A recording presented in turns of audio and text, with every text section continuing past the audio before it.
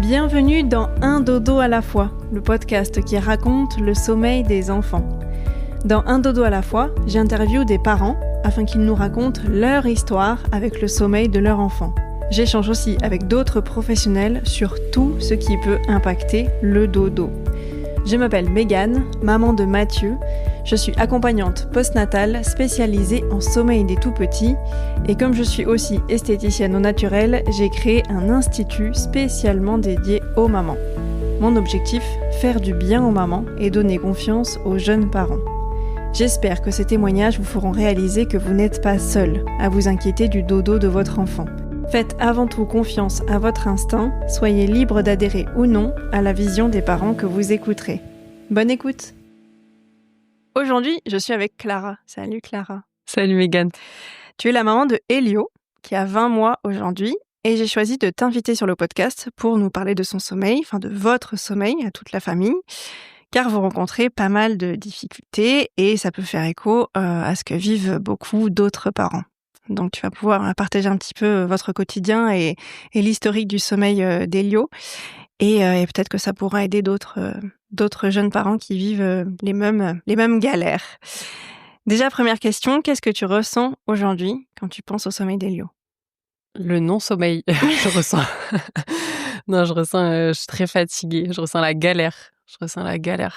Franchement, après ça va dépendre, on en parlait juste avant, mais ça va dépendre un peu de, voilà, si ça fait 1 ou 2 nuits que c'est un peu moins pire, je vais me dire bon, allez, ça va passer.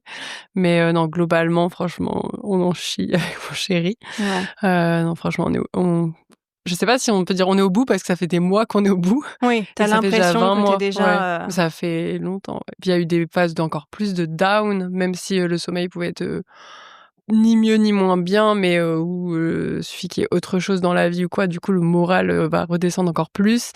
Là, on a des phases où physiquement on a du mal quand même à tenir parce qu'on travaille tous les deux à côté, ou mon chéri encore plus, et puis on travaille dans des choses assez physiques. Donc on le ressent sur tous les aspects de notre vie. Ouais. Donc non, franchement, c'est pesant. C'est pesant. Et psychologiquement, vous en êtes où ? De l'espoir, du désespoir Bah, déjà, on t'a appelé pour une consultation demain. Donc on n'a plus d'espoir que ça se règle tout, voilà. C'était pas prévu au moment où on a pris le rendez-vous pour le podcast, mais du coup, entre-temps, ouais, on a calé une consultation. C'est ça. Ben, en fait, il y avait pas forcément plus d'espoir avant. Je pense qu'il y avait plus ce côté, il y avait pas assez d'énergie dans tous les cas pour mettre d'autres choses en place que juste vivre nuit après nuit, entre guillemets, supporter le truc et se dire qu'il y aura des nuits mieux. Là, puis se trouver pas des excuses, mais bon, bah là, c'est plus les dents, là, il y a une phase de ça, là, il y a une phase de ça. Donc, déjà, dans 1 semaine, ça va aller mieux, ou dans 3 jours. Et du coup, en fait, tu fais vraiment nuit après nuit, jour après jour. Et puis, vu que les journées, avec Elio, c'est le top, hein, on s'éclate. Franchement, c'est un bébé qui est au top, un petit garçon presque maintenant, mais il y a pas nous, on ressent pas de répercussions sur son quotidien, on va dire. C'est plus vraiment notre quotidien finalement avec Thomas, où on est vraiment en galère, quoi. On a peu de phases de pause où vraiment on va peu de soirées. Voilà, donc c'est ça. Après, donc ouais, non, de l'espoir, franchement, il y en a plus depuis longtemps. Juste en suivi. Juste même, des fois, je me pose la question, je me dis, mais en fait, je me pose même plus la question de me dire, il va dormir à, je sais pas, 2 ans et demi, 3 ans, enfin, j'en sais rien. Voilà, c'est pour ça qu'on t'a appelé. On s'est dit non, quand même, en fait, là, c'est juste que c'est plus vivable. Enfin, moi, j'ai eu des phases vraiment de gros down, là, début d'été. Vraiment, j'étais au bout du bout psychologiquement. Franchement, je me voyais dépérir. Clairement, j'ai eu des mots, même le matin. Je me disais, mais j'en perds mon âme, quoi. Je suis l'ombre de moi-même. Je suis vide. Je pense qu'on sous-estime le manque de sommeil, et surtout sur le chronique, en fait. C'est pas tant... on en parlera peut-être après, mais c'est pas tant, franchement, les 3, 4, 5, 6 premiers mois, enfin, clairement, t'es éclaté, mais clairement, tu te rends pas compte de ce que ça va être si ça dure, et tu t'imagines pas, heureusement d'ailleurs, que tu sais pas que ça va durer 20 mois et peut-être plus. Mais oui, là, donc on a eu des petites recherches de solutions par moment.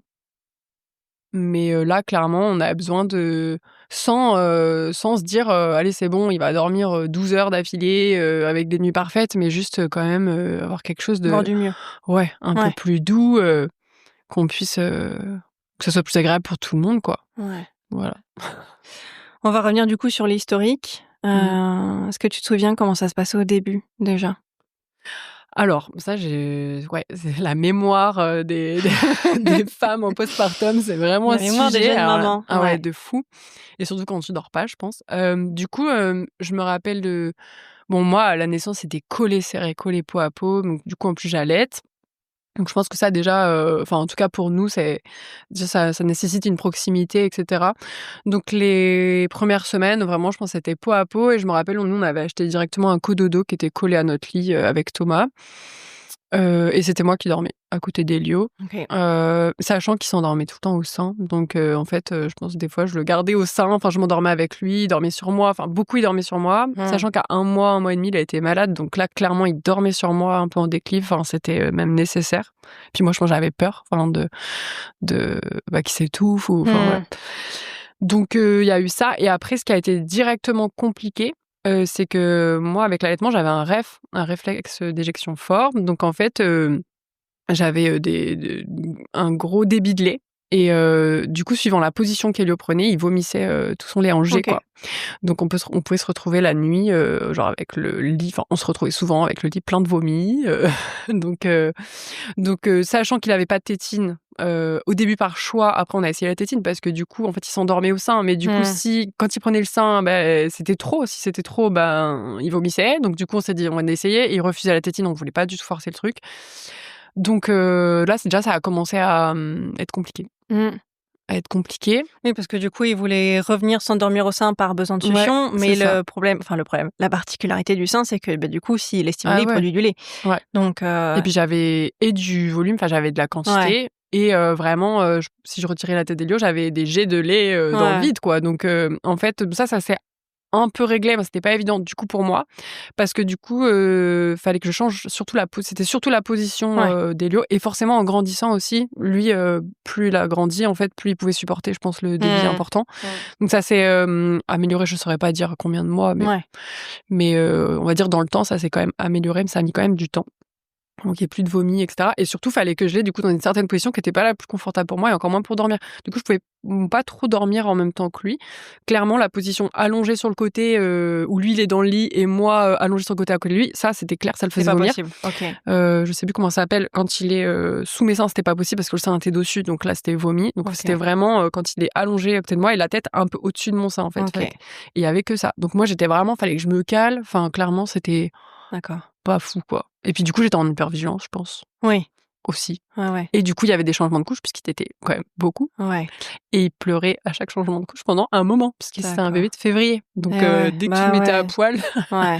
pendant un petit moment quand même, c'était pas hyper, après, quand c'est un bébé, tu le changes voilà, au début, tu le changes forcément la nuit, tu vois? Mmh. Mais ouais, il y avait toutes ces petites choses donc qui ont été un peu compliquées, on va dire, les premiers mois et du coup, il y avait ça aussi comme alternative, c'était que Thomas prenne le relais pour pas qu'il y ait la succion et Thomas, lui, fallait qu'il bouge tout le temps. Donc fallait qu'il D'accord. berce, qu'il OK. berce, qu'il berce, qu'il berce ou qu'il parte en poussette et du coup là, c'était les, tours de quartier en poussette, soit pour l'endormir, une fois qu'il était endormi, il me semble qu'au début, on pouvait quand même faire les transferts. Je crois. Je me rappelle plus trop. Mais je me rappelle très bien surtout que moi, si j'en pouvais plus ou que je pouvais pas lui donner le sein ou quoi, parce qu'il venait de vomir ou quoi, que Mmh. Thomas parte en poussette à 4-5 heures du matin dans le quartier pendant 2 heures. Après, je prenais le relais pour qu'il aille travailler. Mmh. Et du coup, là, tu te dis: «Mais on est complètement calu, quoi». Puis un jour, tu te dis: «Ça va se terminer». Enfin, tu vois, mais t'as pas trop cette notion de temps, qui s'installe. Donc on faisait des tours de quartier comme ça en poussette pendant des heures pour qu'il dorme et jusqu'à qu'il se réveille dans le quartier et qu'ensuite on commence la journée. Ouais. Donc ça, c'était la phase, ouais, là, ça a duré quand même quelques mois et à la fois, tu vois, j'ai vraiment eu un souvenir de ouf où je me disais: «Mais les 3 premiers mois, c'était vraiment pas le pire» parce que déjà mentalement, moi j'avais vraiment, je me disais vraiment, c'est normal qu'un bébé se réveille toutes les 3-4 heures pour téter. Enfin, Ouais. en fait, pour moi, c'était normal physiologiquement. Donc, j'avais pas cette notion de il fait passer une nuit. Enfin, non, il tétait, il se réveillait, il tétait, il dormait. Pour moi, il faisait ses nuits en soi. Ouais. Voilà, pour moi, il y avait pas trop de sujets pour ça. Et je me rappelle très bien, du coup, c'était à environ 3-4 mois. J'ai fait ma première retraite de yoga avec Elio, Thomas et tout. Du coup, j'étais prof sur la retraite. Et je me rappelle que la veille de la retraite, on a dormi sur place et il a fait genre 1 ou 2 réveils max. Et là, t'étais là, ouais, Pampilote, ça y est, quoi. Ça y est, il allonge les phases de sommeil. Enfin, c'est trop bien, ça y est, c'est parti. Non, pas du tout. Enfin, je sais pas ce qu'il y a eu derrière ou pas, mais en fait, juste ça est arrivé une fois ou deux comme ça où il a fait un réveil pour demander à la tétée. Après, il s'est réveillé à 6 heures. Enfin, il a dû faire 2-3 phases de 4 heures, quoi. Ouais, d'accord. 4 heures réveillé, 4 heures réveillé. C'était c'était dans un endroit différent, du coup, cette retraite? Et sur place, là-bas, il n'y a pas eu d'amélioration des nuits et retour aux multiples réveils en revenant? Parce que parfois, il y a, pour des raisons inexpliquées, un changement d'environnement, ça... Bah, le seul truc, soit peut-être il était vraiment crevé parce que pour le coup, on a fait quand même 7 heures de route la veille. Enfin, voilà. Donc, moi, j'avais essayé de tirer mon lait, je me rappelle, ce que je fais très, très peu, pour surtout dans le camion, en fait, pouvoir lui donner quand on était sur la route, parce qu'on a 7-8 heures de route sans compter les postes. Donc, et en fait, il acceptait pas le bib. Après, il a dû le prendre une fois pour que Thomas puisse lui donner quand je suis à la retraite. Donc, en fait, je l'allaitais pendant mes cours de yoga. Enfin, ça me dérangeait pas du tout. Dès qu'il était en demande, Thomas, il me l'amenait. Après, Thomas, il gérait les siestes en poussette, il gérait le coucher, du coup, j'avais le temps de gérer des choses comme ça, et puis d'allaiter sur toutes les phases de pause et de gérer son rythme, en fait. Mais peut-être que la phase où on a fait le trajet, il était plus fatigué, j'en sais rien, et la première nuit, donc sur place, mais avant que toutes les participantes arrivent, il avait fait une nuit qui semblait un peu plus correcte, quoi, donc, enfin, un peu plus correcte. Rallongé. C'était pas flagrant avant. Avec moins de réveil. Ouais. Il y avait pas le truc chronique de toute façon qu'il y a aujourd'hui où là tu dis bon maintenant il a 20 mois, normalement il est censé quand même un peu dormir. Enfin voilà, quand il avait 3-4 mois, ça posait pas trop question. Et ensuite ce qui a donc après ça s'est pas forcément amélioré, il y a eu toujours quand même beaucoup de réveils, pas de rendormissement tout seul. Nous on le laisse pas du tout pleurer. Donc on s'est aussi posé la question, est-ce qu'on y va pas trop vite, machin. Bon après moi je dormais il a dormi avec moi jusqu'à... Enfin, il dort toujours, on en reparlera quand même avec moi, mais dans cette phase cododo et dans le lit, parce que Thomas, finalement, il dormait plus avec nous, mais il dormait dans l'autre chambre. Parce qu'on a 2 chambres avec 2 grands lits. Et finalement, en fait, Thomas, il dormait mal sans se réveiller avec nous. En fait, juste les réveils, je pense, intempestifs. Lui, il se réveillait pas pour m'aider pour les tétés ou quoi, puisqu'il était à côté de moi. Et puis moi, dans notre fonctionnement, ça sert à rien de réveiller en plus Thomas. Faut qu'on soit 2 à être fatigués le matin. En fait, il y a un peu ce rythme-là, sachant que Thomas travaille beaucoup plus que moi et que moi, je garde Elio toute la journée. Donc, on s'était un peu calé là-dessus, quoi. Que si au moins il y a des besoins, Thomas prend le relais, mais sinon, c'est un peu plus moi qui gérais les nuits. Et du coup, finalement, Thomas a migré dans l'autre lit. Et donc, Elio dormait soit avec moi dans le lit, soit dans le cododo. Sachant que c'est un bébé qui est très moteur, donc il s'est très rapidement mis assis, voire accroché à la barrière, mis debout. Donc, le cododo, ça a été vite un peu limité. Donc, repartage de lit. Ouais.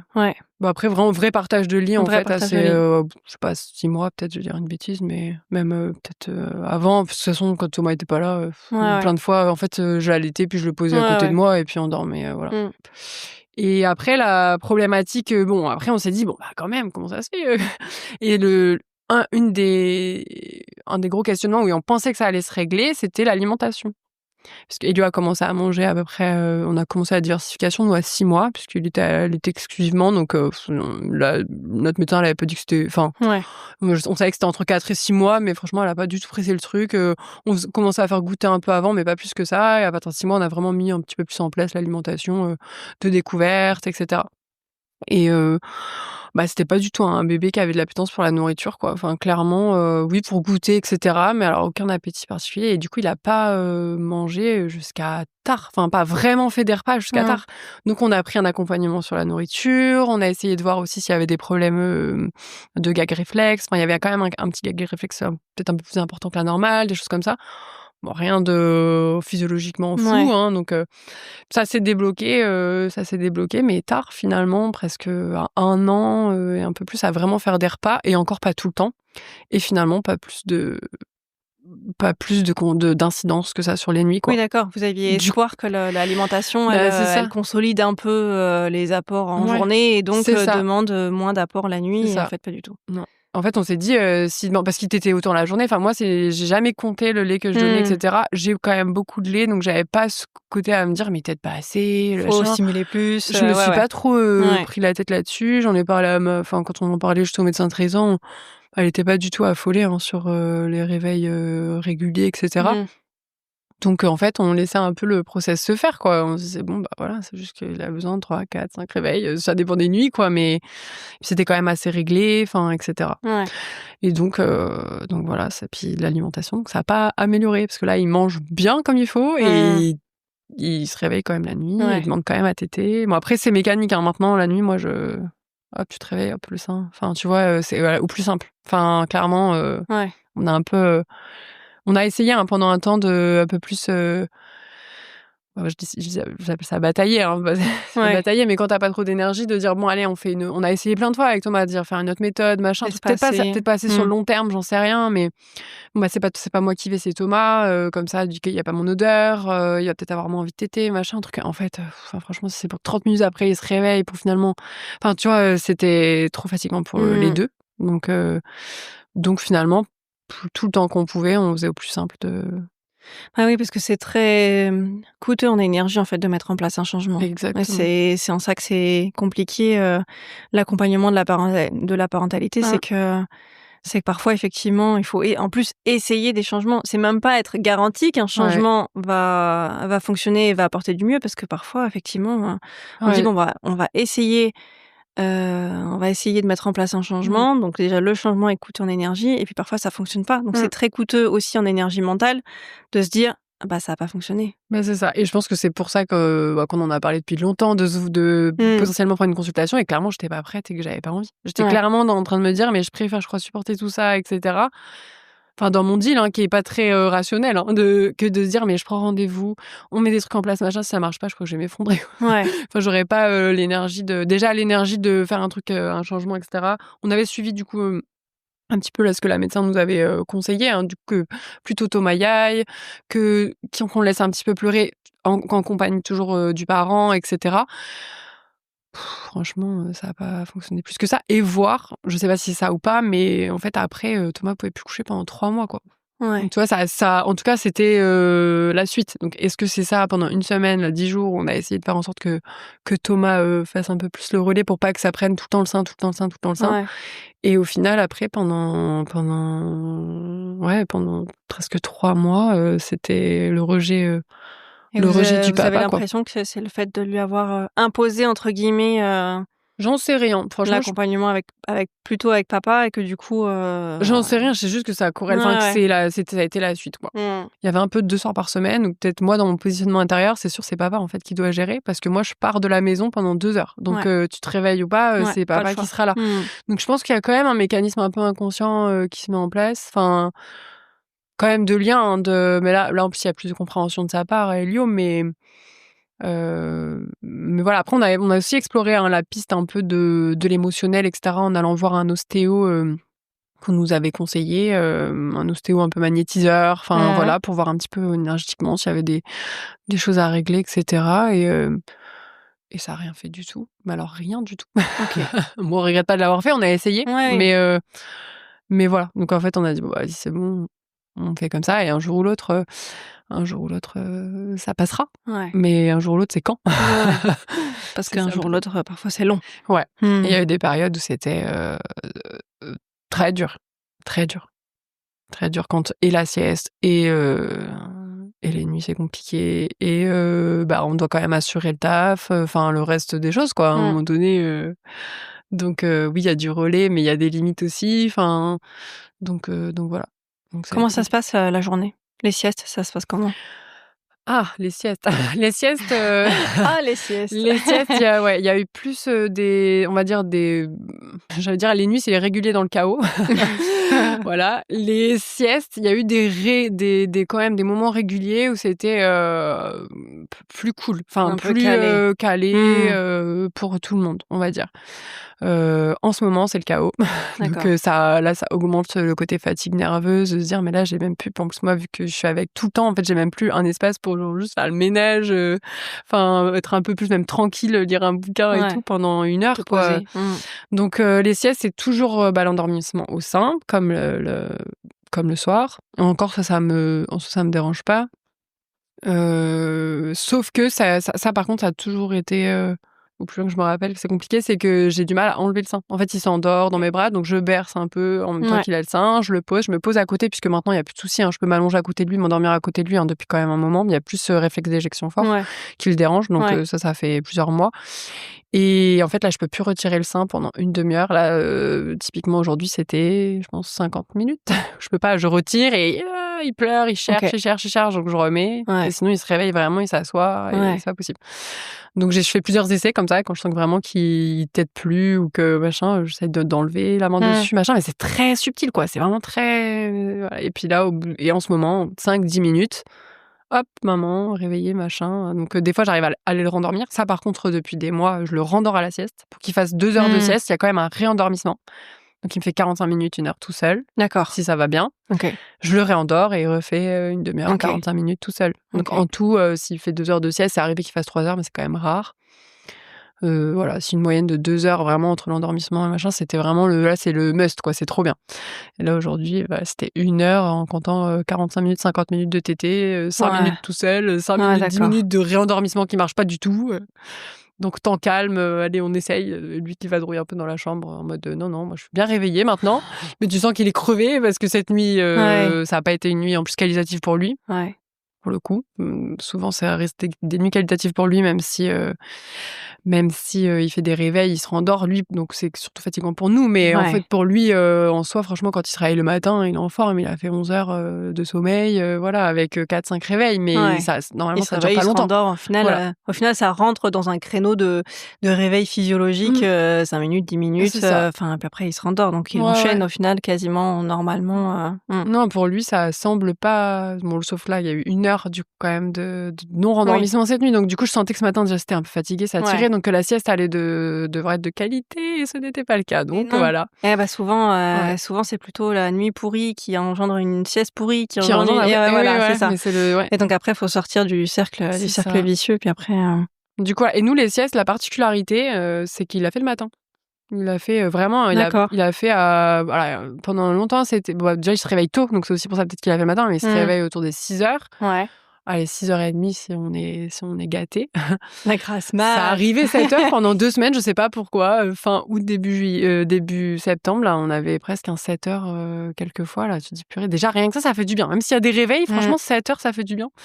Mais non, en moyenne, c'est 6h le matin. Et du coup, il fait la sieste à 10h30, 11h. D'accord. Donc en soi, c'est pas dérangeant. Enfin, on se cale comme ça sur les activités, etc. Et voilà, il fait 1h30. Et après, le coucher, du coup ? Et le coucher, on est... alors, le coucher, ça dépend un peu des soirs, mais on va être entre 18h30 et à 19h pour faire une moyenne. Il y a 2 soirs par semaine où il se couche plutôt juste avant 20h, quoi. Parce que du coup, moi, j'ai 2 cours de yoga, et depuis que Thomas pouvait pas le coucher, parce qu'en fait, ça fait que 3 mois, mais c'est long déjà, 3 mois.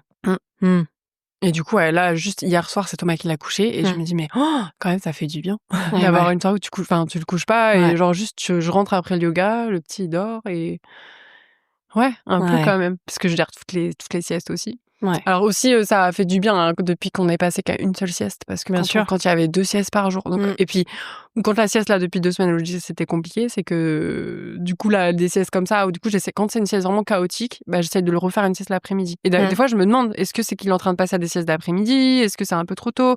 Enfin, je me pose quand même la question. Et en fait, du coup, j'ai l'impression de passer ma journée à essayer de coucher mon fils. D'essayer de faire des siestes la nuit, de le rendormir. Du coup, je me dis, mais en fait, toutes les 4 heures, j'essaie de faire dormir mon fils. Enfin, Et il est fatigué, c'est pas genre j'essaye de l'endormir, voilà, il bâille, machin, enfin il y a tous les signes. Oui, c'est pas du forcing en mode là, j'aimerais que tu dormes Ouais. pour des raisons personnelles. Non, je vois que t'es fatigué Ouais, et que t'as besoin de je dormir et donc t'accompagne. je t'accompagne, Ouais. Et en soi, mais ça prend du temps. il est pas réticent sur le fait d'aller. Ça, c'est agréable. Enfin, Mmh. il est pas réticent sur le fait d'aller se coucher. Il y avait même une période, il le fait un peu moins, mais où vraiment lui il demandait allez dodo. OK. Et il demandait d'aller au dodo OK. et il pouvait aller se diriger vers sa chambre. Oui, donc il a une bonne relation au sommeil, Ouais, pour lui, c'est bien de c'est dormir, ça. quoi. Ouais, c'est Non, bien. c'est plus peut-être le sommeil sans nous. Je Mmh. sais pas trop identifier, mais en soi, les couchers, ça, avec la tétée et tout, ça dure pas forcément une plombe. Il y a certaines nuits galères plus que d'autres, mais en soi, c'est pas forcément pour Thomas, c'est plus compliqué, mais Combien de temps ça dure, du coup, l'endormissement? l'endormissement vraiment à partir du moment où donc là, lui, il mange et tout le soir, après on fait le bain, après on fait une petite histoire et après, du coup, on éteint la lumière et je le mets au sein et en fait, la mise au sein et la tétée des 2 seins, c'est le début du coucher de l'endormissement Mmh. pour lui. Donc quand même, il fait une bonne tétée, enfin, une bonne tétée, en général, il vide les 2 seins et après il s'endort. Donc à partir du moment où il y a la tétée, je pense une moyenne, c'est 30 minutes. OK. 45 minutes, ça commence à être long. Ouais. Ça peut être plus court, genre des fois j'hallucine un peu, mais OK. 20 minutes, avec la tétée comprise dedans, Avec la tête tétée, pliée, donc c'est à la fois, ouais, ouais, un repas et puis le temps ouais d'endormissement compris dedans, et quoi. puis je prends le Mmh. temps, quoi. J'ai pas forcément besoin de courir après et je crois que plus j'ai besoin de sortir de la chambre rapidement, plus il le sent et plus, Mmh. et encore quoique là, depuis le début septembre, il y a certains soirs, c'est pour ça qu'on n'a pas forcément les mêmes horaires tout le temps le soir, donc je sais pas si ça joue peut-être aussi, hein, dans le sommeil. Bon après à 1 heure près maximum, il est couché à la même heure, hein. Mais on arrive bien à s'en sortir et surtout, le fait que Thomas arrive à prendre le relais juste après la mise au sein, donc il est déjà quand même dans une phase d'endormissement et 2-3 fois ça a marché là où Thomas a réussi à l'emmener vers le sommeil et voilà, juste après la tétée, quoi. OK. Donc ça va être un peu notre, on va essayer de tendre vers Mmh. ça, Ouais, c'est une mais bonne piste à explorer, ouais. et puis ça change tout le temps, en fait, c'est ça qui est hyper dur. Bon ça, je pense que c'est chez tous les parents, mais en fait, il grandit, Mmh. comme on disait, un coup, au début, c'est le sein, toutes les 2 heures quand il est petit, 3 heures, 4 heures. Après, au début, c'est 3 siestes par jour, puis 2 siestes, puis 1 sieste, puis après donc en fait, franchement, tu perdu, tu paumé et en même temps, nous, on fait tout à l'instinct, tout, donc d'un côté, je me dis: ça se passe bien parce que lui, il va bien et que clairement, Ouais. il a un super développement, enfin, il est hyper moteur, là, la parole, ça se passe très bien. Enfin, il s'éclate, il est sociable, enfin, Pour lui, tout va bien. ouais, franchement, on voit pas de problématique Ouais. du tout dans son développement, sauf pour le coup, le sommeil. Alors pendant un temps aussi, je pense, ça me faisait dédramatiser. Je me disais: «Bon, voilà, il y a des enfants qui marchent à 17 mois, moi, mon fils, il a marché à 9 mois et demi, peut-être que le sommeil, ça va arriver beaucoup plus tard que des Ouais. enfants qui dorment direct». Enfin, j'étais un peu là-dedans, je pense, pour me rassurer et puis quand je suis épuisée, je me dis: «Non, mais en fait, faut qu'il dorme juste, faut qu'on Ouais. arrive à faire en sorte que qu'il y ait moins de réveil pour que moi, j'ai genre 3-4 heures d'affilée où». Oui, ce qui est pesant, ce qui est problématique, c'est pour vous. Un enfant qui se réveille, Ouais. bon déjà c'est normal, un humain qui se réveille, dans la nuit, c'est normal. Ouais. Un enfant encore plus et qui a besoin de la présence de son parent pour quelque raison que ce Mmh. soit, c'est normal. Ce qui est problématique, c'est quand ça impacte la santé Ouais. physique ou Mental, mentale, ouais. des parents. Et puis moi, je sens que j'ai une sorte de frein à mon sommeil, quoi. C'est-à-dire qu'il y a plein de fois où on me dit, hein, de se coucher plus tôt, machin. Bon, déjà, j'ai pas beaucoup d'espace après pour moi, donc j'ai pas forcément envie de me coucher à 20h, clairement. Mmh. Puis j'ai pas forcément la possibilité, hein, entre, manger, se laver, enfin, à un moment donné, on est des humains, enfin, Mmh. voilà. Parler un peu avec ton chéri de temps en temps, se retrouver en tant que couple, enfin et et puis après, il y a la phase, je sais qu'à 22h, 22h30, il y a toujours ce réveil un peu le même et du coup, des fois, c'est 23h, mais du coup, je me suis grillé 1 heure de sommeil ou quoi parce que je sais qu'il va se réveiller et des fois, franchement, je me dis: «Mais je préfère dormir 1 heure de moins, mais faire un réveil de moins, Ouais. à me réveiller, y Ouais. aller, Ouais. revenir, machin» et du coup, je préfère me coucher un peu plus tard. Enfin, en fait, Ouais. et après, c'est hyper sournois, quoi. Tu as un truc avec ton sommeil, il y a une nuit, je suis éclatée, je me dis: «J'ai même pas envie de dormir. Je veux plus, même pas m'endormir parce que je sais que je vais devoir me réveiller». Donc en fait, ça devient franchement, tu as Ça l'impression impacte de ta relation au sommeil parce ah que du ouais. coup ça Je devient anxiogène de dormir, enfin la nuit devient Ouais. anxiogène. C'était une de mes questions, Mmh. comment tu appréhendes la nuit qui arrive? Franchement, ça dépend, mais il y a quand même un paquet de nuits où je me dis juste, genre, c'est plus le mien, quoi. J'ai juste, est-ce que je vais voilà, en général, moi, je me couche dans notre lit, dans notre chambre avec Thomas et en fait, ouais, j'attends souvent ce premier réveil de Mmh. 22-23h qui arrive tout le temps et des fois, je me dis: «Purée, peut-être que si je l'attendais pas, il va dormir. Mais en fait, non, parce que ça arrive que je m'endorme et en fait, j'ai dormi 30 minutes, quoi. Donc, je me réveille, je vais dans l'autre chambre. Et souvent, après, je reste dans l'autre chambre parce que je sais que toutes les heures et demie, ça va être de 1h30, 2 heures. Enfin, ça va être la petite tétée à chaque fois, quoi. Ouais, c'est moins coûteux en énergie d'être sur place. Et je l'ai eu fait, hein, voilà, tétée de 22, 23 heures. Hop, après, je ressors, je vais dans l'autre chambre. Et après, comme ça, je me dis, peut-être que je vais dormir 3-4 heures, quoi, dans notre lit, enfin, voilà. Et en fait, et peut-être que aussi sans mon odeur. Enfin, il y avait aussi de ça, parce qu'en soi, dormir avec lui, moi, ça me dérange pas. Mais dormir, dormir avec mon fils, franchement, c'est câlin. C'est aussi, c'est très ambivalent. Enfin, moi, ça me dérange pas du tout de dormir avec mon fils. Au contraire, enfin, voilà, j'adore aussi dormir avec mon chéri. Mais voilà, il y a un côté, c'est encore un petit, j'ai en profité. Enfin, c'est très ambivalent, hein. C'est un peu genre, on prend un peu le bateau pour se faire battre. Franchement, c'est complètement la folie d'être parent, je pense. C'est une maman qui me disait que c'était un peu comme le syndrome de Stockholm, c'est quand tu tombes amoureuse de ton agresseur. C'est en fait, c'est lui qui te. Ouais. T'es une victime et en même temps, il a besoin de moi. Oh, si j'étais pas là. Non. Non, mais il y a un peu ce truc-là. Hein. Et du coup, tu te dis, mais. Et puis après, bon, franchement, ça te fait perdre les pédales. Hein. Manque de sommeil. Enfin, t'as quand même je pense, une capacité cognitive qui est diminuée. La fatigue, hein, tout court, mais t'es plus toi-même à 100%. Hein. Faut l'accepter aussi. Hein. Faut accepter que c'est que ça impacte tout, voilà, ta créativité, ton travail, ta relation humaine, enfin ta patience, plein de choses, et que c'est une phase et voilà. Mais bon, il y a des fois où c'est un peu dur à supporter aussi. Mais voilà, donc du coup, en fait, j'ai eu beau changer de chambre, voilà, de me dire, mais en fait, ça me réveille 1 heure après. Donc, c'est sûr qu'après minuit, 1 heure, en général, je reste dans le lit, tout simplement parce que je m'endors souvent pendant qu'il tète. Donc, en fait, après, on est dans ce cycle-là. Et du coup, on a la caméra dans la chambre. Des fois, je me dis, j'hallucine le matin ou pas. En fait, je sens à ma fatigue le matin combien à peu près il y a eu de réveils, parce que moi, je les compte pas. Enfin, et des fois, je me suis éclatée. Et du coup, je me dis, mais est-ce que je fabule? Enfin, machin. Et en fait, je regarde 5 tétés, 5 réveils. Ou des fois, je le sais parce que j'ai mal partout. Il dort à moitié sur moi. Il se tourne. Enfin, je me dis, mais c'est pas possible. Enfin, et je sais pas. Franchement, j'ai pas de. Voilà. Mais Thomas me dit, hein, réveille-moi, prendre le relais ou quoi, qu'on a eu fait pendant un temps. Mais en fait, moi, si je l'entends à côté, de toute façon, je dors pas. Donc, c'est pas que je veux pas, c'est que je peux pas. Donc j'ai plus de sommeil profond, je pense, depuis très longtemps. Enfin, je sens pas que j'ai de phase où vraiment je m'assoupis profondément, où je lâche. Enfin, sauf quand Thomas part de la maison avec Elio. Et ça arrive du coup là depuis 2 mois et heureusement j'ai ça. Le matin, en fait, à 6h, il se réveille, Thomas prend le relais. Et moi, je dors 1h30 dans le lit. Comme ça, après, je prends le relais avec Elio. On passe un petit moment en famille. Où tu déconnectes. Ouais. Et je déconnecte s'ils sortent de la maison. Ouais. Parce que s'ils sont dans la maison, s'il y a un pleur, s'ils tombent, s'il y a un truc, s'il y a un chouin de je sais pas quoi, je suis là. C'est fou, hein. C'est l'hypervigilance. Ouais, de fou. Donc ça, j'entame aussi un travail sur moi avec une thérapeute et tout, de voir... voilà, pour aussi peut-être être moi plus à l'aise dans certaines choses, et du coup pouvoir être plus à l'aise peut-être pour lui transmettre de la réassurance pour que lui-même il ait les outils, en fait, de se sentir rassuré et que ça vienne pas forcément de l'extérieur, enfin de ses parents. Mais franchement, voilà. C'est bien parce que vous explorez quand même pas mal de pistes. Alors ça peut être un peu déstabilisant parce que du coup vous avez exploré plein de choses qui n'ont pas marché, mais vous gardez quand même l'énergie d'aller creuser, par phase. Ouais. Puis nous, c'est normal aussi. Puis on a quand même ce côté où on s'adapte beaucoup à son sommeil, mais on fait quand même un peu notre vie aussi, quoi, tout en essayant de respecter les horaires où on va rentrer ou quoi. Mais avec Elio, on est parti en compétition de jiu-jitsu. Voilà, on est parti. Bon, là, c'était un cas d'urgence familiale, mais on est parti en Andalousie. Donc moi, en avion, rentré en camping-car. Donc 16 heures de route en 2 jours avec le petit. Enfin, donc voilà, tout en respectant le fait que bon, là, il a besoin d'une sieste, là, il a besoin de dormir, là, machin.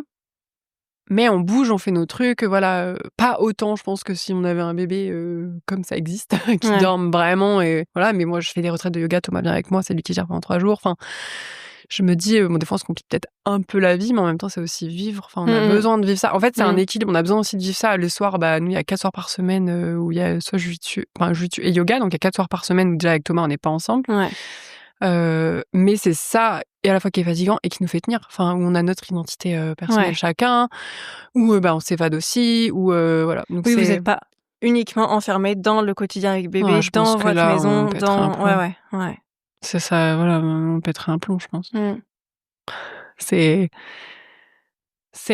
franchement, c'est vraiment un équilibre qui est hyper, enfin, il y a pas d'équilibre déjà, mais qu'ici, c'est hyper fragile, quoi. C'est votre équilibre, c'est l'équilibre maximum en tout cas que vous avez pu trouver, quoi. Et en disant, je suis très fatiguée, j'en peux plus. À part de faire une prise de sang, tu vois. Bon, si vous voulez, oui, c'est sûr que je vais avoir le fer à plat, l'hémoglobine, on vérifie, enfin, ça va, machin, mais juste, c'est juste un peu, aidez-moi. Ouais. Mais il y a pas de réponse, il y a pas de quoi. suivi derrière. Ouais. Et j'étais psychologiquement vraiment dans le down, vraiment dans le down. Alors pas avec Elio, enfin la journée, etc. Oui, peut-être un peu de manque de patience, et encore, franchement, je trouve que j'arrive de ouf à combler, parce que, et je m'étonne, parce que franchement, on se rend trouve compte des ressources, c'est incroyable quand même. et on se rend compte en tant que maman, on sait pas du tout, enfin on se développe des capacités que je pense qui étaient assez insoupçonnées aussi. Mais ouais, le matin, de se réveiller, de se dire: «Non mais là, franchement, je vais crever, je vais mourir de non-sommeil, j'en peux plus». Enfin, je disais à Thomas était inquiet, franchement. Et voilà, j'ai trouvé d'autres ressources. Voilà, je suis allée voir ma famille, j'ai vu en one shot une kinésio, enfin, encore une fois, je peux pas dire c'est ça qui a marché, c'est ça machin, mais petit à petit la pente remonte, et puis voilà, mais ça existe, quoi. Ça existe. Ouais, Et l'épuisement. c'est pas dans ce moment-là que tu peux aller demander conseil, justement, ou que je pouvais t'appeler, tu vois, et dire: «Non mais là, en fait, j'aurais été incapable de juste trop. entendre et mettre quelque chose en place», mais impossible. Donc c'est hyper OK, j'en peux plus, faut que ça change, mais je peux plus rien faire. La particularité avec le sommeil, c'est que tu as tendance à avoir vraiment, vraiment besoin d'aide à un moment où, en fait, tu as tellement besoin d'aide que tu peux pas demander de l'aide parce que ça te coûte trop. Et les moments où, du coup, tu récupères un peu de l'énergie et où tu pourrais mettre des changements en place ou trouver des solutions, en fait, tu te dis: «Ah bah non, ça va». Ouais. Et après, tu refutes. Ouais. Et puis c'est assez ah oui, c'est bon, ça va mieux. Genre limite, tu dors 2 heures, t'as l'impression que c'est bon, ça va, tu vois. Et en fait, la nuit, il suffit qu'elle se passe pas trop, enfin pas bien, celle la suivante, ou la sieste. Hop, tu reprends un coup de massue de fatigue. Et en fait, suffit que j'aille faire une sieste. Vraiment, un jour, je fais une sieste qualitative et je me dis, mais en fait, waouh, je pète la forme. Enfin, mais en fait, pas du tout. Pas du tout. T'es juste capable de continuer ta journée de manière à peu près normale. Juste récupérer un minimum d'énergie. Voilà. Mais en fait, du coup, je pense que... Donc c'est très particulier. Et je me rappelle avoir écrit des fois, je pense, pour un peu décharger, j'écrivais un peu mon ressenti sur mes notes ou sur papier ou quoi. Et je pense à 9 mois déjà d'Elio, j'étais en PLS, enfin à me dire, mais à 9 mois, dis-moi, là c'est quand même, ça va être long. Là j'en chie. T'écrivais déjà ça. Là j'en chie, ouais. Et en fait, là il y avait ce truc de l'alimentation, et puis non, ça se débloque pas. Et puis quand ça se débloque, le sommeil se débloque pas. Et puis là en fait tu te dis, ça fait 20 mois. Ouais. À la fois, c'est passé vite, à la fois, là, c'est hyper drama, quoi, le podcast, mais à la fois, heureusement, enfin, nous, on surkiffe l'avoir à 100%, on surkiffe, on sait que ça nous rajoute aussi, je pense, beaucoup de fatigue, certainement, parce que il y a ce côté où on lâche pas, enfin, tu pas de relais. C'était d'ailleurs, ça a été souvent, un questionnement qu'on s'est posé avec Thomas, de le mettre, peut-être 2 demi-journées, etc. Donc c'est revenu souvent, surtout quand j'étais épuisée, mais c'était pas aligné. Okay. Enfin, c'était hyper compliqué, en fait. C'était hyper compliqué de se dire, on passe le relais, ça va aller mieux, mais en même temps, c'est pas du tout ce qu'on veut faire, quoi.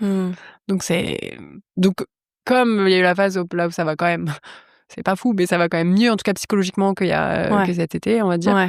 Là, par exemple, j'ai pas du tout envie de le laisser quelques matinées par semaine. J'ai ni besoin ni l'envie, là. Alors que je suis éclatée, que je suis fatiguée, mais la journée, voilà, je peux kiffer, je peux sortir, je peux bouger, enfin. Mais quand t'es avec lui, tu te dis, mais là, je peux même pas avoir la force de bouger, de faire une activité, c'est pas possible. C'est pas, puis lui, il mérite pas ça, enfin, il lui faut pas ça. Donc ça va que ça va pas durer, voilà, mais là, du coup, ça se serait posé, enfin, la question se serait posée. Oui, parce que du coup, vous voyez pas l'impact sur son comportement à lui pendant la journée, c'est ce que tu disais tout à l'heure. Il bouge beaucoup. Bon, après, nous, on bouge pas mal. Enfin, on va au parc presque tous. Enfin, c'est pas pas tous les jours, mais si c'est pas le parc, c'est la ludothèque. Si c'est pas ça, c'est à la Siagne. On essaie de faire du vélo, ou on est tout le temps dehors. Enfin voilà, il vient au travail avec nous, dans les champs. Enfin, il est intéressé partout, il est curieux, avec les autres enfants aussi. Enfin, du coup voilà, lui se régale. Ouais. Enfin franchement, on le voit kiffer sa vie. C'est pas et même en comparaison avec d'autres enfants. Enfin, du coup, là, on a pas mal quand même de connaissances qu'ont d'autres enfants un petit peu plus âgés, en plus 4 mois, 6 mois de plus. Du coup, en voyant son développement, enfin, en comparaison, parce que c'est comme ça aussi qu'on peut apprendre, de se dire, bah voilà, il a tout ce qu'il faut, quoi. Ouais. Il a les ressources émotionnelles et énergétiques. Oui. Énergiques. En plus, en tout cas. que voilà, qu'il voit le médecin, même si pour nous, c'est pas en quart d'heure qu'il peut voir. Mais quand même, s'il y a un vrai retard, tu dis quand même, il verrait, mais bon, dans la communication, dans les magasins, machin, enfin, il est solaire, c'est un bébé qui est hyper solaire. Donc lui, il dort bien. Pour lui, en tout cas. Je pense que ça aurait été une grosse alerte pour nous, par contre. Bien sûr, là, c'est le principal red flag, c'est le comportement de l'enfant, soit dans un retard d'apprentissage, soit la gestion des émotions, soit un état physique qui laisse transparaître des signes de fatigue. Voilà, un enfant qui semble fatigué tout le temps. C'est ça. Voilà, pour le coup, lui, c'est pas le cas. C'est surtout, non, franchement, c'est surtout votre rythme à vous, parce que lui, au final, il se réveille entre chaque cycle, donc il se réveille à des moments qui sont naturels pour lui dans son cycle, mais il te réveille à un moment qui est pas forcément entre chaque cycle pour ça. Moi, je pensais que les cycles, ils allaient s'allonger. Oui, mais tout petit à petit. C'est à partir de 3 ans que ça commence à se rallonger quand même. Donc là, parce qu'on a eu des phases, je crois que c'était en mai. Ouais, c'était avant qu'on ait une grosse... Moi, je m'étais remis à faire une compète alors que... C'est ça aussi, c'est quand il y a des phases où il y a un peu de mieux, tu te remets à faire des projets un peu trop ambitieux, tu vois. Et là, il nous a mis 2-3 semaines. Bon, en plus des phases où il tombe malade, bah, c'est un bébé, tu vois, donc là, t'en chies un peu plus, enfin voilà. Et là, je crois qu'il se réveille toutes les 45 minutes top chrono. 45 minutes. Bon, à l'époque, Thomas, du coup, pouvait prendre le relais. Mais on se dit, mais c'est pas possible. Et tu pouvais mettre un chrono. Un truc de fou. Et il nous a fait ça pendant 2 semaines, 3 semaines, j'en sais rien. 45 minutes, là, on devenait fou. On se dit, mais c'est pas possible. Mais qu'est-ce que tu veux faire? Enfin, après, peut-être qu'il y aurait plein d'idées, tu vois, mais... Et puis, bah, nous, enfin, moi, je peux pas, On a essayé un derrière la porte, tu fais, enfin, tu vois, tu lui parles derrière la porte. Enfin, on a essayé quand même plein de trucs. Après, est-ce qu'on n'a pas essayé assez sur le long terme, le machin? Le seul truc, clairement, on n'a pas essayé et que c'est hors de question, c'est, allez, on est là, derrière la porte, mais tu peux pleurer pendant 1 heure et non, c'est impossible. Enfin, impossible. Et la limite qu'on s'était mis avec Thomas, c'était ça, c'était tu y vas et je laisse. J'avais demandé ça à une copine qui était en galère aussi avec son petit, et quand elle a arrêté d'allaiter, elle s'était un peu mis une limite de à partir de quand c'est moi qui prends le relais avec mon chéri, machin. Je crois qu'elle avait mis genre 13 minutes ou un truc comme ça. Enfin, alors je sais pas d'où elle sortait le temps, tu vois.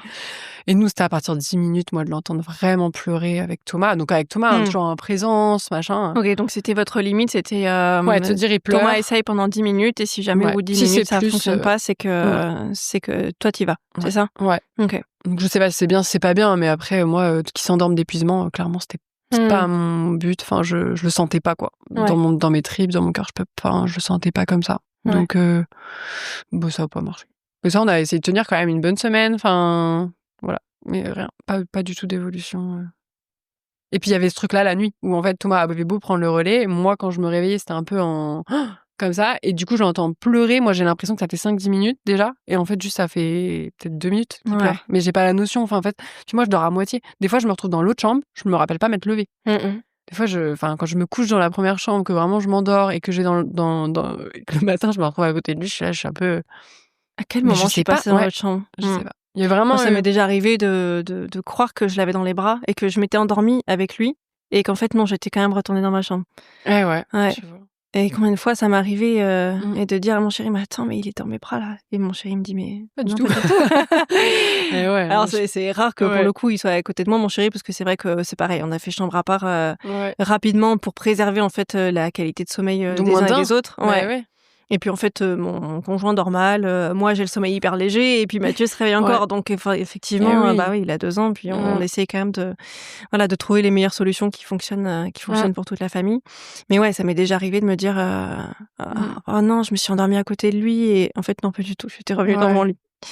Donc oui, il y a cette espèce de flou dans la nuit où tu sais plus trop ce qui se passe. T'es pas dans un état de réveil optimum. Et encore heureux. Je me dis, si en plus j'étais en mode bille à chaque fois... je me rendormirais pas, alors que je me rendors en Tu soi. te rendors, ouais, quand même. Ouais, franchement, non, franchement, c'est ça qui est assez aussi, parce que quand je regarde la vidéo, moi je regarde rarement parce que franchement c'est déprimant, mais quand je regarde la vidéo avec les horaires, là, en fait, je fais défiler et je me dis: mais en fait, je me rendors assez rapidement, ou la tétée, elle dure 5 minutes à peine. Mais en fait, c'est juste que vraiment, enfin, je ressens, ou je pense qu'il n'y a pas de sommeil profond. Et même, je sens que je suis dans des positions, genre j'ai les bras en l'air, toujours pour qu'il ait accès au sein, pour plus avoir à bouger. Donc, je suis dans des positions inconfortables. Je me lève le matin, j'ai l'impression d'être fait rouler dessus par un camion. Enfin, Mais c'est normal que le sommeil soit pas auto-réparateur. J'en discutais avec Camille Simon, qui est donc orthophoniste et que j'ai interviewé sur le podcast, et qui nous expliquait les apnées du sommeil et l'impact du coup qu'ont les apnées du sommeil sur la qualité du sommeil. Et en fait, ça te réveille en plein milieu d'un cycle et potentiellement tu renchaînes pas sur une partie de sommeil réparateur profond dans lequel t'étais au moment où t'as fait ton apnée. Donc là, pour le coup, toi, c'est pas une apnée, mais c'est un réveil de ton enfant. Et du coup, effectivement, même si tu te rendors pas dans le même type de sommeil que celui dans lequel t'étais au moment où tu t'es réveillé. Donc forcément, sur ta qualité de sommeil globale, même si dans la durée, les réveils durent pas si longtemps et que tu te rendors, au final, c'est pas la même qualité de sommeil sur toute la nuit, quoi. Ok, ouais. Et en parlant des tétés, ça. du coup, c'est des tétés où ils mangent vraiment, enfin où ils boivent vraiment, ou comment ça se passe? Et celle de 22-23 heures, là, étonnamment, parce il mange maintenant bien quand même le soir. Pas très longtemps après, finalement, il fait la tétée de coucher où il prend quand même les 2 seins. Et quand même, à 22-23 heures, souvent, il a besoin de prendre les 2 seins aussi pour téter. Mais en fait, je me suis rendu compte, parce que du coup, j'ai trop crevé là cet été, j'ai voulu retirer mon lait pour me dire peut-être que Thomas, il donnera un bib, machin. Enfin, ça n'a pas du tout marché. Et surtout, je tirais plus rien. D'accord. En fait, donc est-ce que en fait il fait des tétés relativement longues et il prend les 2 seins, mais il y a, enfin je sais pas Mais il boit pas et tant puis que je ça. savais même pas les quantités. En fait, moi j'ai jamais calculé. En fait, mon bébé il grandissait bien, enfin vraiment très bien. Il a une superbe courbe, enfin ça se voit, il est en forme, machin. Je me suis jamais posé la question des quantités avec l'allaitement, etc. Donc en fait, c'était très intuitif. Et du coup la nuit pareil. Donc la tétée de 22-23 heures, c'est une vraie tétée. Genre je sens que vraiment, même des fois j'essaie de m'extirper un peu. Hop, j'ai donné que un. Non. Faut qu'il y ait le deuxième, sinon il repart pas directement. D'accord. Et après, dans la nuit, je pense pas. Pour le coup, dans la nuit, je pense que c'est un peu plus... T'es une tétine doudou. Alors, le matin, celle de 4 heures aussi. Okay. Et ça, c'est celle qui est un peu, excuse-moi de l'expression, un peu bâtarde. Parce que suivant comment il fait cette tétée-là, il va se réveiller plus ou moins tard après. Tu vois, 5h30 ou 6h30, tu vois. Et encore plus là, depuis quelques semaines, ça c'est un peu récurrent, où même pas suivant les tétés, là on hallucine un peu, on se dit ça c'est des lots de couches ou pas, mais là on a un change encore la nuit. Toutes les nuits, un change. Donc en fait déjà ça la réveille beaucoup plus. Et c'est là où c'était la galère cette nuit, c'est que du coup il a commencé à téter et là je le vois mouillé. Donc là tu changes pyjama, la couche, le drap, tu mets une serviette, t'enlèves le drap qui est pourri. Tu mets une serviette sur ce que tu peux, tu vois, pour dire on change pas tout le lit non plus, machin, enfin, pour essayer et après le rendormir, vraiment. Donc, si j'arrive à capter la couche, elle est un peu trop pleine, ok, je la change au cas où, donc faut pas avoir la flemme du tout, tu vois. Faut se dire là, allez, je m'écoute. Oui, parce que ça peut impacter tout le reste de la... Je la change quand même, et ça va pas trop le réveiller. Et si je le fais téter après le change, du coup, il se rendort plus facilement. Mais des fois, moi, je suis en train de dormir, donc je capte pas. Et en fait, là... Et du coup, là, plein de fois, là, le matin, il est mouillé, donc impossible de le rendormir. S'il est mouillé à 4h, 4h30. Donc, c'est très, très touchy, quoi. Mais je me dis, c'est pas possible. Et il y a des phases, pendant un mois, il n'y avait pas de pipi débordant, quoi. Je me suis dit, encore une fois, tu vois, il y aurait un élément où on se dit, on a déménagé, il y a un truc. Enfin, tu vois, vraiment, on change de chambre, il y a une adaptation à ci ou ça. Mais en fait, on comprend pas, il y a pas tel soir quand je suis au yoga ça se passe comme ça, ou tel soir quand Thomas est... C'est hyper aléatoire tout le temps. Pas logique. Voilà, donc on peut pas trop se dire bon bah ça fonctionne pas, clairement, on change de fusil d'épaule, on essaie un autre truc. Non, c'est que pourquoi là ça faisait 2 nuits et il faisait juste la tétée de 19h, enfin celle du coucher. Et à 22-23 heures, là, ça avait un peu poussé, là. La première phase de nuit, là, ça faisait quelques nuits que ça avait un peu poussé, plus 23 heures. Et pourquoi il est déjà mouillé à cette heure-là? Enfin, il a pas retété, il a fait une tétée, la couche, elle est... Donc, j'en sais rien. Est-ce qu'il n'y a pas eu le pipi un peu d'avant? Voilà, des fois, pendant un temps, là, cet été, on arrivait souvent à lui faire pipi dans le bain, voilà, avant de le laver. Donc, vraiment, il avait... Enfin, franchement, on est dans le flou le plus total. Le flou le plus total. Parfois, c'est les couches aussi. Est-ce qu'on a On se dit changé que de c'est un marque lot. de On n'a pas couche? changé de Est-ce marque que du ouais, tout. est-ce Et qu'il on se a dit: «Est-ce que grandi, c'est un la lot?» taille lui convient pas? Est-ce que c'est un lot? Tu vois? Je me des fois, je me dis: «Est-ce que c'est carrément. un lot?» Une fois de temps en temps, on a peut-être mal mis la couche, Oui. tu vois? C'est un peu voilà, ou le zizi Ouais, était le mal pénis mis un peu dans de le tu côté, vois? bien sûr, ouais. On a loupé un truc ou alors la position quand lui il dormait ou il fait pipi, tu vois? Ça mais là, quand ça fait 1 semaine, 10 jours, tu te dis: «C'est pas bon». Et là, c'est récent? Alors il y a Les eu des phases, débordements? hein, là Ouais, là là en ce moment, c'est le cas, c'est toutes en les ce nuits moment. depuis, 10 jours, Ouais, voilà. Mais il y a eu plein de fois où c'était des phases, on va dire, je sais pas, tous les 2 mois, il y a des phases comme ça de 10 jours, 1 semaine, plus que ça même, OK, Donc non, c'est récurrent où il y a des phases et après il y a des phases où ça n'arrive plus. OK. Genre tu fais pas de change, il y a pas de Ouais. problème. Parfois, c'est le froid. Ils font pipi plus facilement quand ils ont OK, froid. Donc pour peu que ça se produise et puis qu'après, tu le couvres un petit peu plus sans forcément ouais, penser que c'est ça, du coup ça s'arrête ou OK, donc à voir. En lui mettant une couche supplémentaire, peut-être enfin une couche, pas une ouais. couche, couche-couche, mais un vêtement supplémentaire. S'il a moins froid, peut-être que Alors c'est un bébé qui a tendance à avoir chaud et ouais. ça pour le coup, c'est un truc qu'on a du mal à réguler et je pense Mmh. que ce sera le sujet de notre rendez-vous aussi de demain. OK.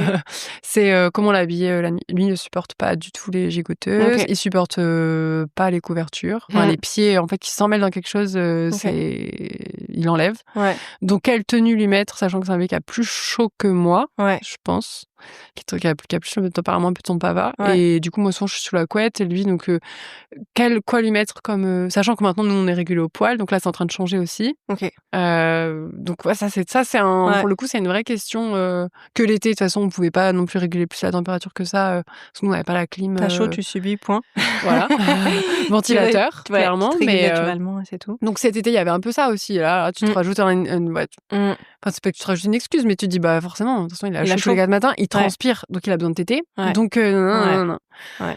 Tu proposes de l'eau, il te la renvoie valser, donc tu proposes pas 10 fois, hein. Enfin, à un moment Ouais. donné, il veut pas d'eau, il veut la succion. Enfin, tu vois, je pense que lui, il fait même pas trop la différence la nuit entre la succion, l'eau, la soif, enfin donc Oui, c'est puis c'est, lui, hem c'est inconscient, enfin, c'est son habitude. Donc changer une mmh, habitude déjà la journée mmh, pour un adulte, c'est compliqué, pour un ouais, enfant, ça l'est encore plus, mais changer une habitude la à un nuit, enfant ouais, la nuit, ouais. ouais. Parce que du coup, il est dans ses enfin, il réfléchit pas, il Ouais, veut ouais. ce dont il a l'habitude, puis sinon il comprend pas et puis Mmh. il va pas Ah ouais, mais c'est logique et c'est pour ça que nous aussi, on va vers la facilité, même si bien c'est sûr. très Mmh. inconfortable, c'est toujours plus confortable l'inconfortable qu'on connaît Mmh. que d'aller vers quelque chose qu'on connaît pas et qui, comme tu disais au début, on sait pas si ça va marcher, si ça va pas marcher. Enfin, Ouais. tu vois, là, clairement, la nuit, je suis réveillée, ça me saoule d'être réveillée, mais allez, hop, je me positionne, je le repositionne Ouais. au sein C'est le plus facile, et c'est le puis, plus tout le monde se accessible, ouais. rendort. Mais Et tu parlais tout à l'heure de la tétée de 4 heures et de la façon dont ça a impacté l'heure du réveil, ensuite. mmh, Qu'est-ce qui change? ben, déjà, si ce donc bah, déjà ce côté du change là, Ouais, où du coup, là, on arrive en fin de nuit et potentiellement la couche, ça va être, ouais. galère. Donc si vraiment il se réveille, enfin, s'il a un réveil qui est un peu plus en fait, il fait pas trop la différence entre s'il est 4 heures ou s'il est 6 heures. Oui, Enfin, et oui. donc en fait, il faut que ça soit, une tétée, assez posée, où moi, je pense que je suis en fin de nuit, où je suis encore plus fatiguée à ce moment-là. Enfin, Mmh. il y a un peu c'est un peu une différence d'équilibre, quoi et du coup, je lui donne le sein, mais je pense que si je m'endors, que je bouge ou quoi, lui, je sens qu'il est vraiment dans je prends le sein, en même temps, je me love, je me bouge, je Mmh. me mets sur elle. Donc moi, j'ai intérêt d'être en gros, pas trop D'être bouger, un mets-toi coussin. sur moi et donc souvent, là, quand vraiment, des fois, je me dis: «Mais c'est pas que je donne tout, je donne trop». Ouais. Mais du coup, c'est: «Allez, vas-y, mets-toi sur moi», comme quand il était tout bébé, en fait et je le mets vraiment sur moi, donc un peu sur le côté.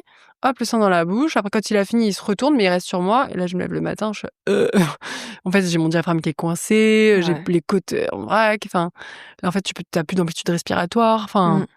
tu te lèves, voilà, là, physiquement, c'est Ouais, compliqué. tu Mais du coup, je me dis sacrifies ouais, complètement ouais, il y a un côté ton comme ça. bien-être, ton C'est bien-être, ça, physique à ce c'est ça. moment-là, pour qu'il dorme, Mais si je le et en fais même pas temps et qu'il se oui. réveille et ben, Ouais. en fait, je sacrifie aussi le fait que, bah, je dors plus. Ouais. Donc Ouais, en ouais. fait, Dans la balance, et puis tu es pas très rationnel non plus, à cette heure-là, donc mmh. tu fais un peu ce qui est, mais ouais, il y a un côté où clairement le bébé prend le dessus. Enfin OK. où je privilégie, son bien-être, en fait, enfin ce que lui va avoir besoin, son Ouais, besoin, du moment. et Et notamment c'est même pour pas dormir. ouais, c'est peut-être pas forcément son bien-être finalement, global, parce que si entre guillemets, on arrivait à voilà, que c'était un peu inconfortable pendant quelque temps et que ça aboutissait à quelque chose, peut-être que dans son bien-être, et Ouais, le nôtre, ouais. hop, ça a amélioré les choses pour tout le monde. Mais sur le moment, je sais que si à ce moment-là, ça voilà, je lui refuse un peu le truc ou machin, ça risque de le réveiller un peu plus, machin, parce qu'il va un peu plus chercher, etc. Et que là, si ça commence vraiment à se réveiller, pendant une période, c'était aller re au bras, rebercer, s'asseoir dans le lit, voilà. À 4 heures, ouais. Ah ouais, enfin, pour que la nuit, elle continue, quoi. Ouais. Et quand vraiment je suis un PLS, là, j'appelle Thomas. Ouais. Qui a pas le même sommeil que moi et qui, ça arrive plusieurs fois, oui, et en fait, il se rendort dans la seconde. Donc du coup, j'appelle 3 fois et du coup, plus que tu l'appelles, bah, le bébé se Ouais, réveille. Donc bien des fois, sûr. je lui téléphone. OK.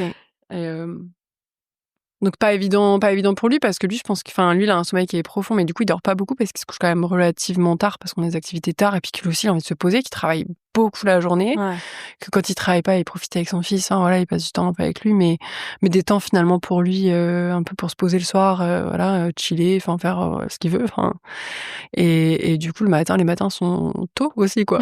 Et après, faut enchaîner, enfin, il est agriculteur, donc c'est un travail quand même très physique, voilà, c'est chaud. Comment vous le vivez ça, ce déséquilibre dans la gestion du sommeil d'Elio? Pour toi, cette difficulté, cette impossibilité à À c'est déléguer. pas cette impossibilité parce que vous y arrivez, bah, plus ou moins selon certaines périodes, mais ouais, cette difficulté à passer le relais et lui cette difficulté à prendre le relais?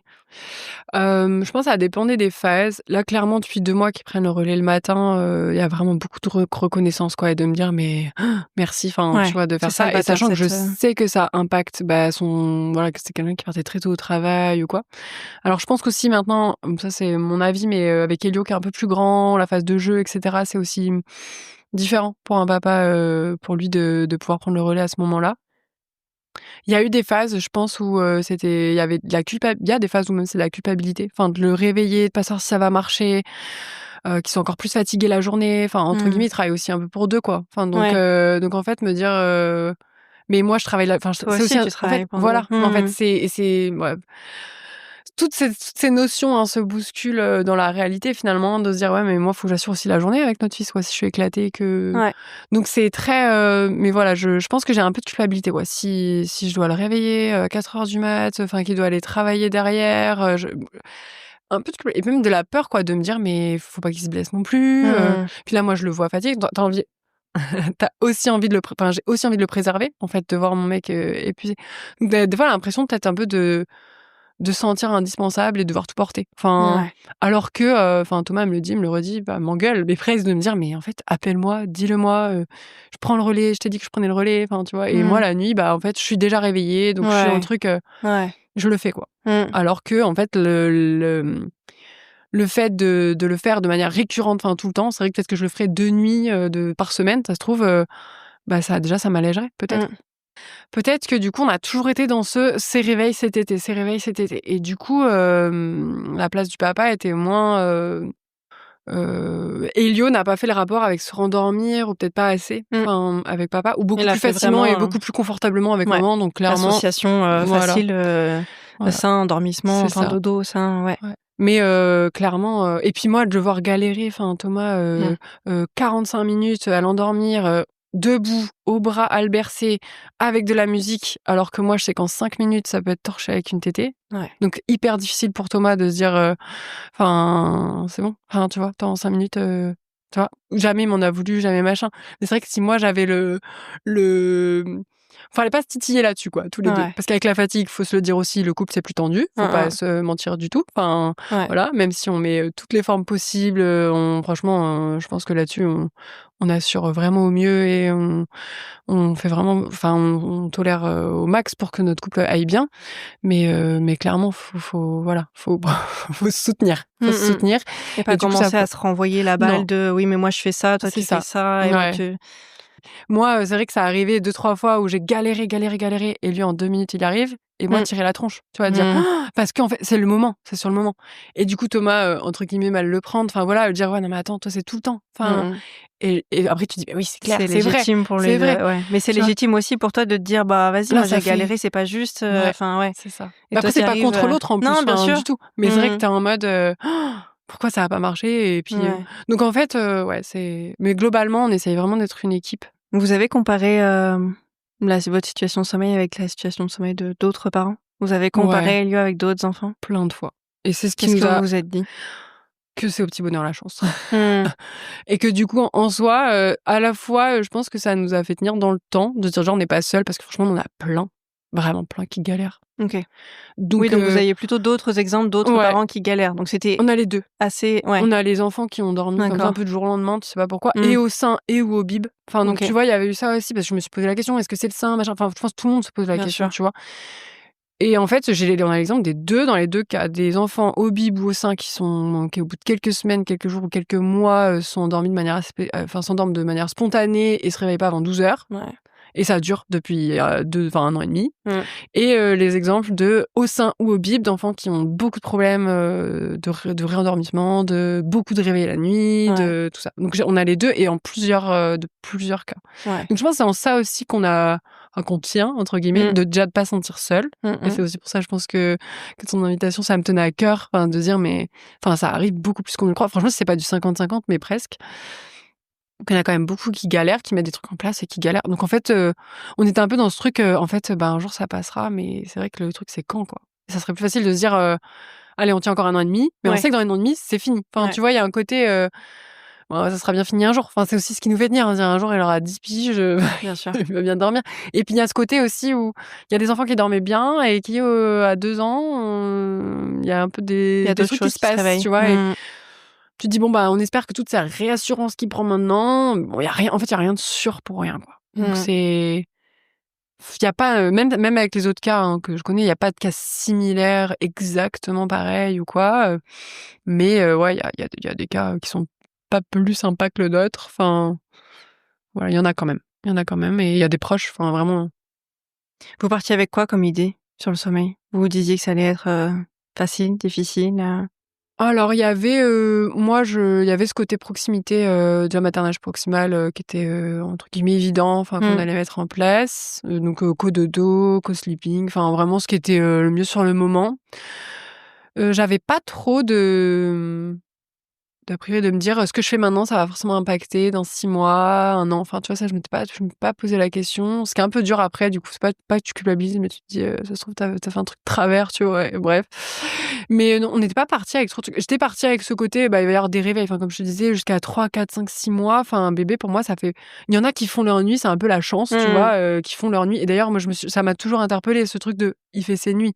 Oui, pour moi, un bébé, il fait ses nuits, quand il se réveille 3 fois, qu'il a tété, qu'il se rendort. Enfin, Ouais. moi, c'était Si c'est déjà. nuit, c'est ses Donc au propres nuits, début, mais j'étais un peu oui, tu vois, quand on me demandait: «Il fait ses nuits», j'allais dire: c'est pas une question, quoi. mmh. Il a 5 mois, enfin C'est tranquille, des nuits de quoi, tu bébé, vois? quoi. Voilà, Mmh. il fait ses nuits, Oui, non, il fait pas du tout ses nuits, Ouais. aujourd'hui, tu vois? Tu dis: Ouais. «Non», clairement. Enfin, donc au début, on se laissait le temps quand même, hein, de se dire, ça s'améliorera, un peu tout seul. Ouais. Pour moi, ça allait être un truc qui allait se caler, comme, manger, comme, marcher, comme, un peu tout ça, quoi. J'avais pas trop de.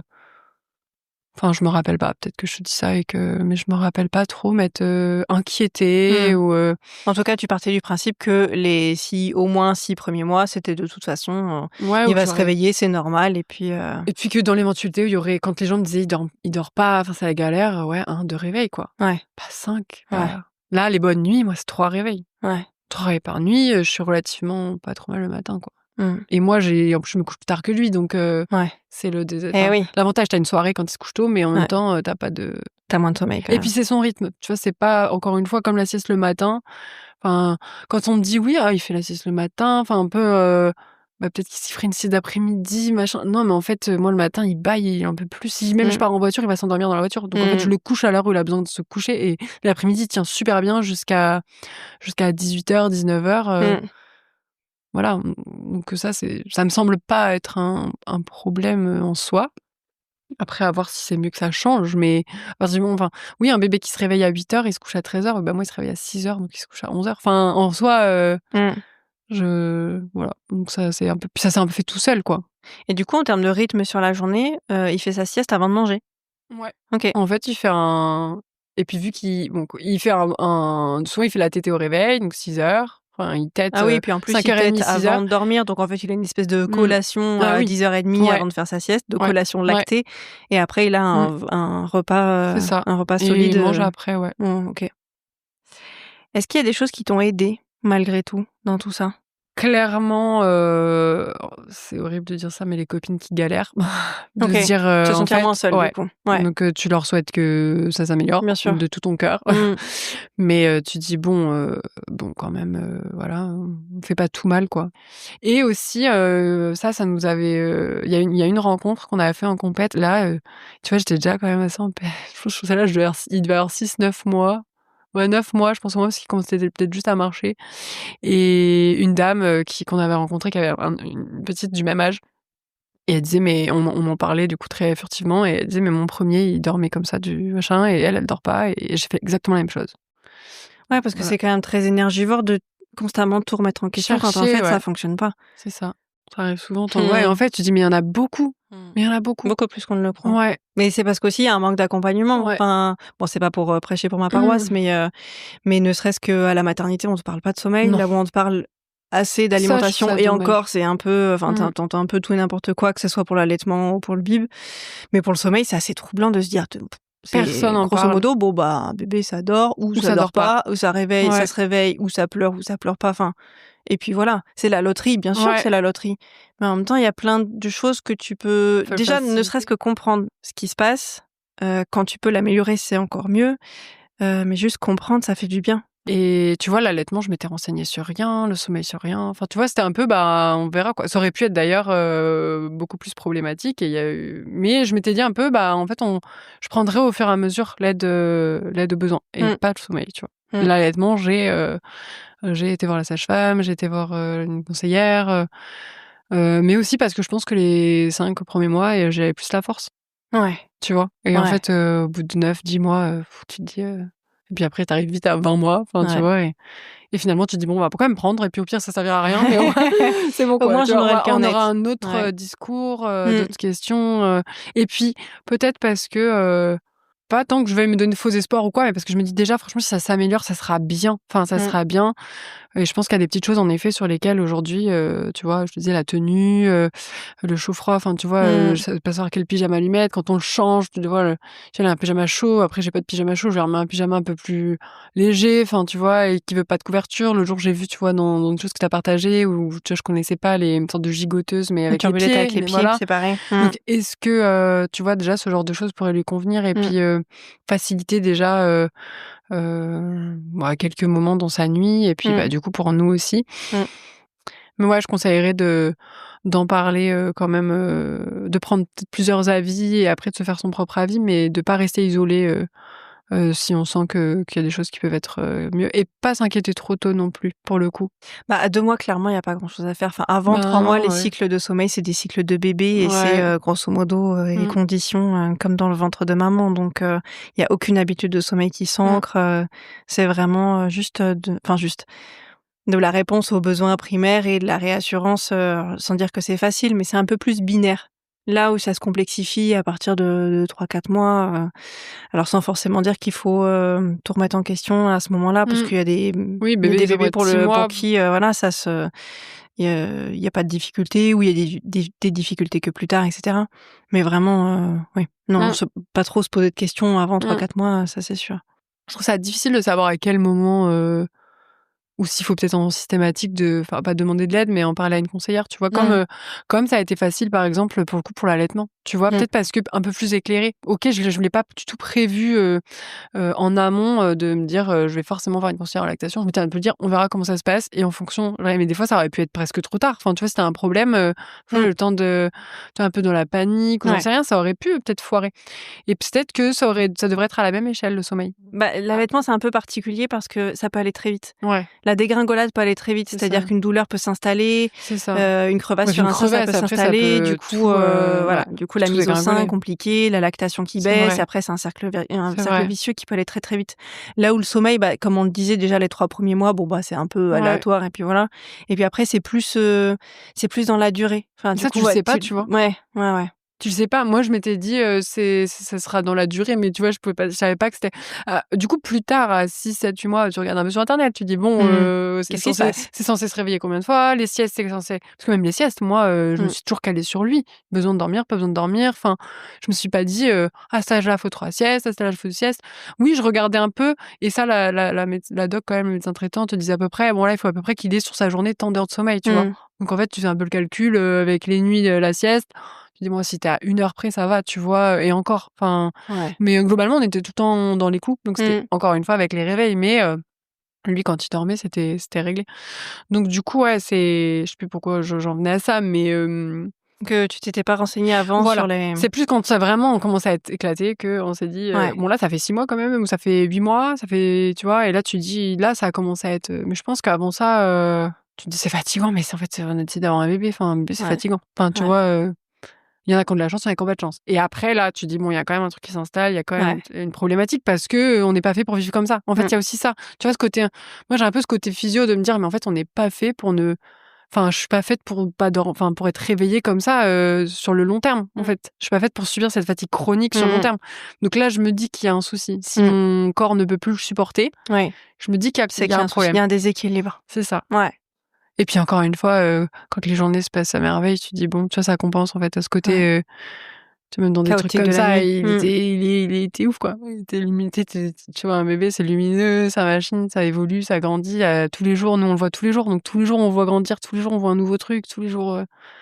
Donc tous les jours, t'as cette compensation de kiffer, de dire mais c'est incroyable. Tous les jours on est là, c'est incroyable. Ouais. Complètement peut-être trop. Il y a jamais de trop, mais on est complètement gaga tous les deux de dire. C'est vraiment difficile et en même temps c'est vraiment incroyable. C'est ça qui est T'as l'impression que t'es obligé d'avoir ça pour avoir la balance. Enfin, ça, c'est un peu. Ouais. Et là non, on a envie de. Il y a eu pour le coup encore une dégringolade, tu vois, la semaine dernière. Le Doul, j'ai téléphoné un peu. Le message. C'est bon. Là, il faut que. Voilà. Faut qu'il y ait du changement, une nouvelle dynamique. Il faut. Ouais. On essaye, tu vois. On essaye, en tout cas, on se redonne les moyens de faire en sorte que ça bouge parce qu'on peut pas rester comme ça. Là, on peut pas.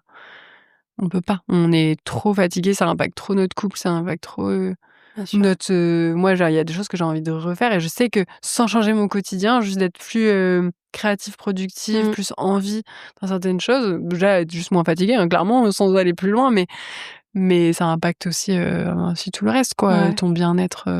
Donc, essayer de trouver un nouvel équilibre. C'est ça. On en rediscutera demain en consultation. Exactement. En tout cas, merci beaucoup d'avoir pris le temps de nous parler de tout ça et d'avoir parlé avec autant de sincérité des difficultés que vous rencontrez. C'est pas facile en tant que parent d'avouer aussi que parfois, qu'en fait, on galère et qu'on trouve pas de solution. Et en même temps, c'est le quotidien de beaucoup de parents. Donc, merci de l'avoir partagé au micro. Malgré tout, avec plaisir. Non, avec plaisir et je souhaite en tout cas vraiment à tous ces parents en difficulté qui écoutent ça, que ça leur ramène un peu de douceur et d'ouverture en fait à des jours un peu plus, des nuits un peu plus pas des jours mais des nuits un peu plus faciles parce qu'elles viendront, tu vois, c'est aussi ça qui fait qu'on garde espoir, je sais pas, mais la foi quand même et surtout le grand plaisir d'être parent. Enfin, parce que je pense que c'est ça le leitmotiv, quoi. Et vous n'êtes pas seul. Non, clairement pas. Mais clairement pas. Clairement pas. Merci à toi. Merci beaucoup. Vous venez d'écouter un épisode de Un dodo à la fois. Un grand merci pour votre écoute et pour votre soutien. Vous pouvez partager les épisodes que vous préférez autour de vous et laisser un avis pour me dire ce que vous en pensez. Je vous donne rendez-vous bientôt pour un prochain épisode. D'ici là, vous pouvez me suivre sur Instagram sous le nom Megan M. MEGA2NE.M. À très vite.